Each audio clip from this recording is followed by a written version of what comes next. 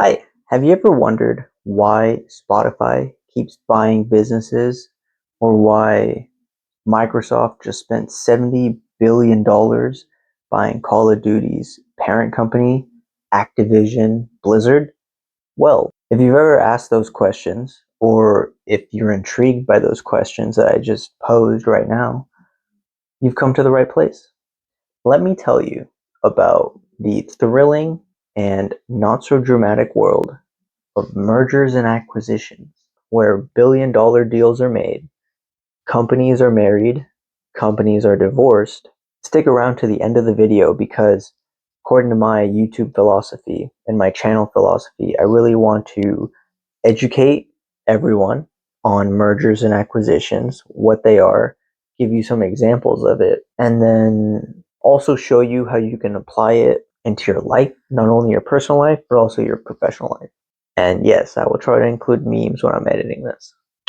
What is M&A? Mergers and acquisitions. Let's break it down like this. A merger is two companies combining into one.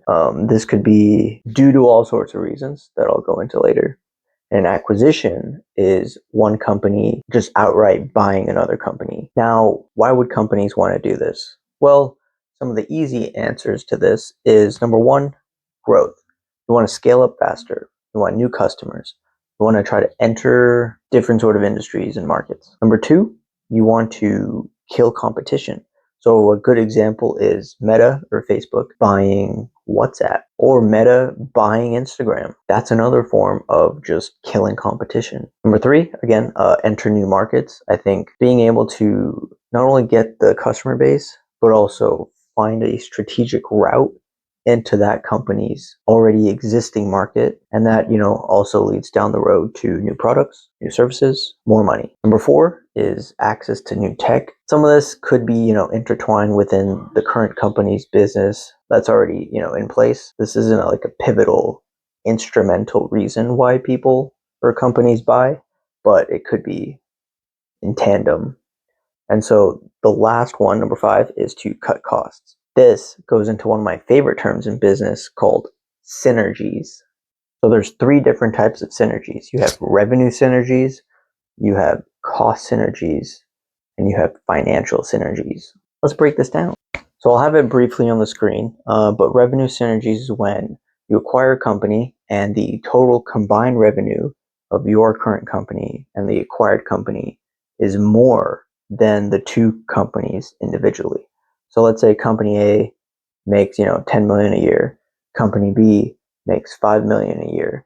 Your combined, if you add them up, it would be 15. But let's say combined it makes 20. That's a good strategic move for company A to buy company B.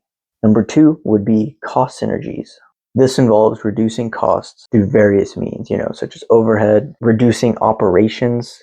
This could be implementing, supply chain reduction. And lastly, number three, financial synergy. So we just passed the end of fiscal year. And so this really does come into play because a lot of people during, 10K, especially the 10K, and then also like the 10Q, all that kind of stuff, they look at financial metrics. And so very good synergies come into play when you start looking at these types of financial ratios, when you look at metrics in this case, and you always want to make sure that your net operating income and then your profit margin are as high as can be. And so if you're acquiring a company and you see the projection of your net operating income and your profit margin, skyrocket, then obviously that would be a good purchase. So now I'm going to go into some examples. This is probably my favorite part. I can't stress this enough. I've said it in, multiple different TikTok videos. If you want to follow me on TikTok, check the link.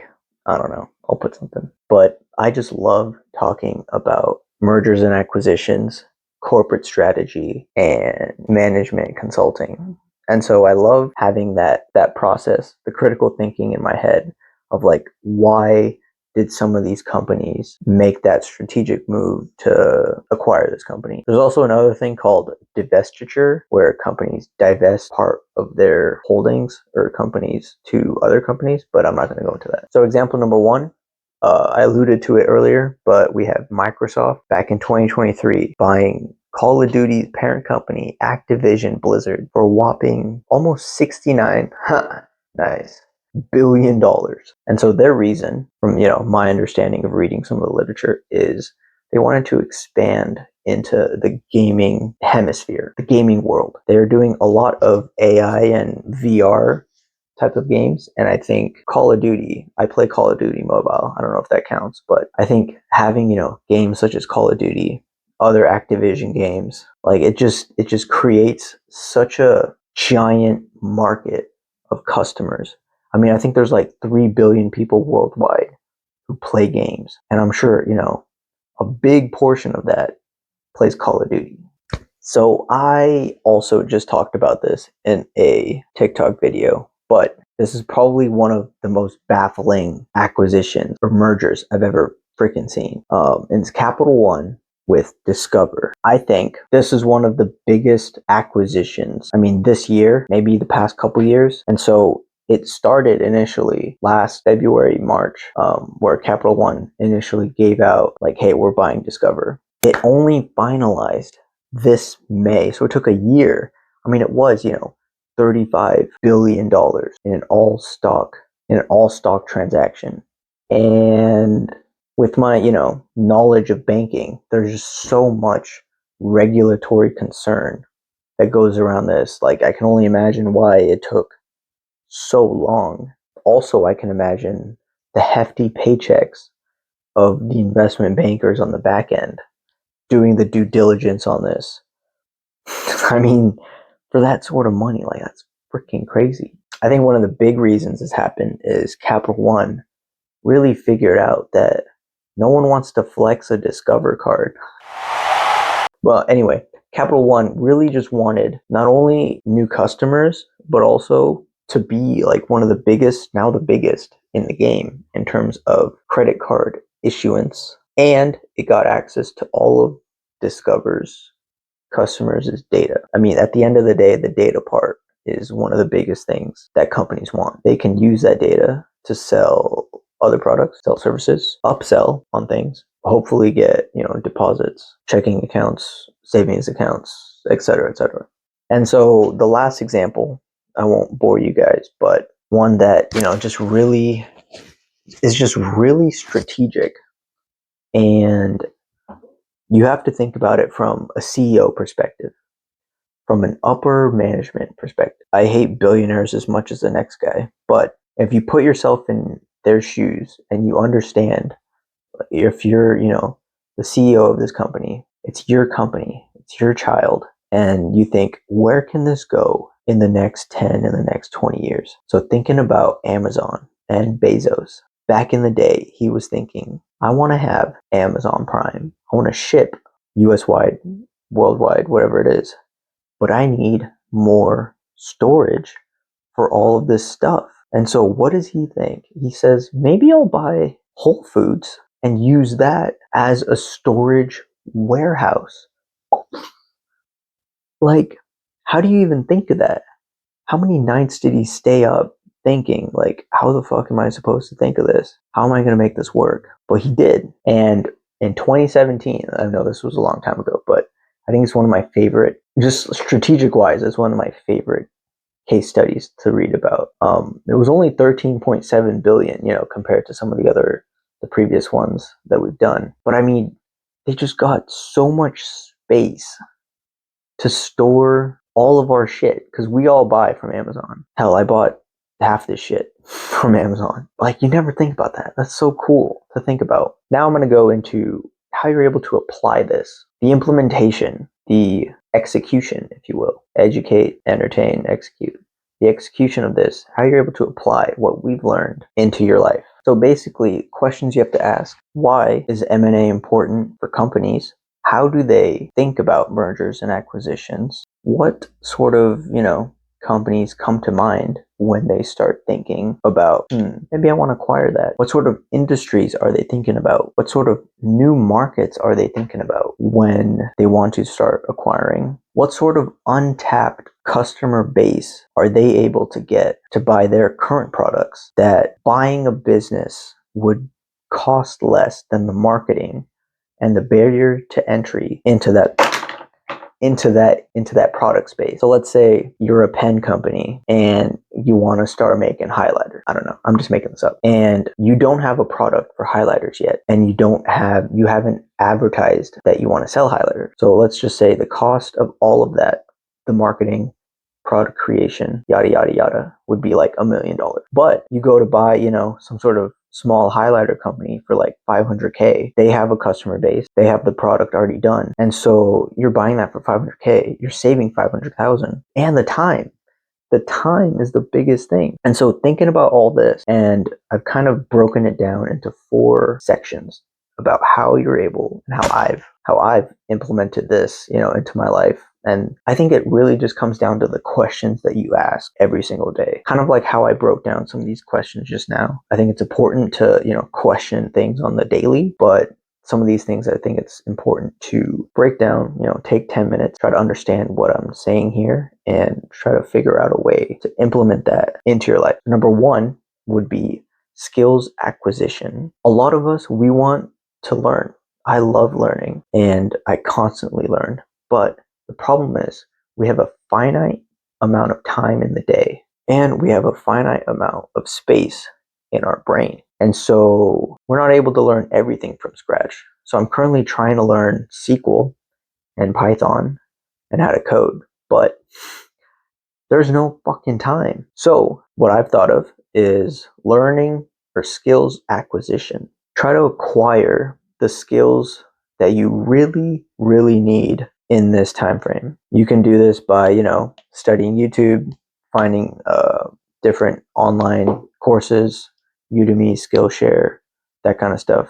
Or you can merge. Let's say you're starting a business and you want to do some sort of business selling some service, selling, website design. Let's say you have the skill in business, selling, that kind of stuff. You don't have the skill in creating the websites. Merge with someone who does have that skill, and boom, you got a business. Number 2 is creator and or startup collabs. You want to try to merge with complementary people on projects, in life, dating, that kind of stuff. This could be applied anywhere. And so initially when I was giving the example of a merger and how, the revenue, going into revenue synergies, where revenue A plus revenue B, the merging of that would be more than the sum. So in this case, 1 plus 1 could equal 3.